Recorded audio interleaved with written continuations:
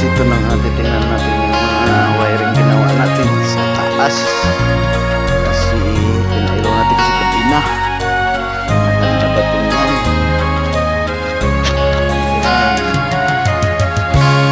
Hakain ba ako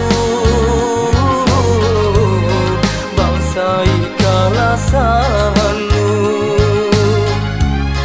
Bang ako nanda ni ikaw makaase-ase na?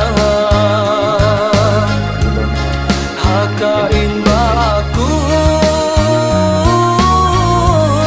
bang pen pangatayan ko? Ilaw, alam mo tawag ganda sa ilaw na yan na ano, dim light, warm light, dim light, ako dim light.